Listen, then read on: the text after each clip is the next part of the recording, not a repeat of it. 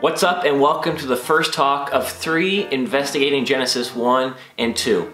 In this 3-part series we're going to demystify and hopefully ground the first 2 chapters of Genesis to help us interpret it properly. Because let's get real, Genesis 1 and 2 are probably the most foundational yet controversial chapters out of the entire Bible.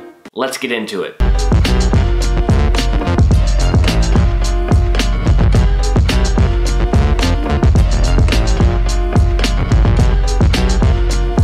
There's a narrative in popular culture that expresses that science and Christianity are completely incompatible. And the most explicit example of incompatibility is in Genesis 1 and 2. Just so we're on the same page, Genesis 1 and 2 is talking about how God created the entire universe and everything that fills it. The scientific literature indicates that the universe is approximately 13.8 billion years old, but in Genesis 1, it seems like the universe is created in just 6 days or so. Obviously, these 2 assertions are in contradiction with each other. Also, the scientific literature talks about how the world and everything living in it evolved over a long period of time, including humanity, yet the Bible teaches that Adam and Eve were created first. So who's right? Do Christians need to reject science, or does science need to reject Christianity? This might seem like a hopeless and irreconcilable issue, but not all hope is lost. This entire controversy could be solved just by asking the right questions of the Bible and of science. Through asking the right questions, we get right down into the purpose of both the Bible and science. And this is massively important. The questions that you ask of both science and Christianity might not be the questions they were intended to answer. In other words, we need to ask the right questions. For example, you wouldn't ask a psychologist to give a proper interpretation of, say, John 6:53. But likewise, you wouldn't ask a theologian to give a clinical analysis of what schizophrenia is. They both might have an opinion, but neither's profession actually answers the other's questions.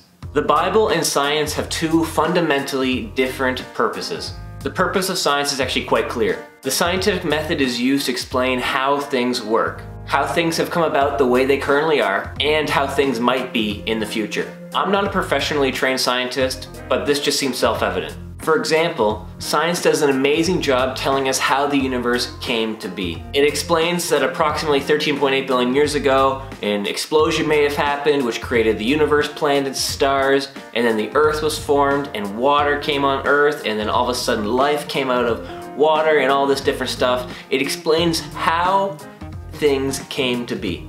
But there's a deeper question that science was not intended to answer. This is the question of purpose. It's the question of why. There's not a scientist alive that can tell you why the universe actually exists, metaphysically speaking. That is, the meaning of the universe and existence. They can only tell you that it exists and how it came to be. Now this leads us to the Bible. The Bible is a complex and multifaceted book that was written by different people over the course of 1,000 years because God acted in history and they wrote it down. The Bible, depending on which book of the Bible you're reading, has a variety of purposes. But overall, the Bible is ultimately asking the question of why rather than the question of how. The Bible has an answer for the deeper questions of the human heart. Why do we exist and what is our purpose now that we know we exist and we're conscious? Alright, this might help illustrate my point a little bit further. Have you ever seen one of those toys that babies or toddlers have where they have different shapes and they try and hammer these shapes into some type of wooden board, and they need to get the particular shapes into the particularly shaped holes? And asking the right questions is kind of like that, getting the right shape into the right hole. But asking the wrong questions is kind of like getting the wrong shape into the wrong hole. You might be able to force it in there, but ultimately it was never intended to actually be put into that particular hole. And the same goes for asking the right questions of the Bible and science. Don't try and force questions on either of them that they never intended to answer. Let them ask and answer their own questions. I believe that truth can be found in both Christianity and science, and both aren't mutually exclusive because they're just asking different questions. Over the course of the next 2 videos, we're going to look deeper into Genesis 1 and 2 and try and figure out what questions Genesis 1 and 2 is trying to answer. So next video, we're going to talk about one question in particular: what is God like? Then in the 3rd and final video, we're going to ask the question, why do humans exist? Don't forget that if you like this video, please hit the subscribe button and let me know. And if this video could help someone you know, please share it along. And don't forget to always live intentionally.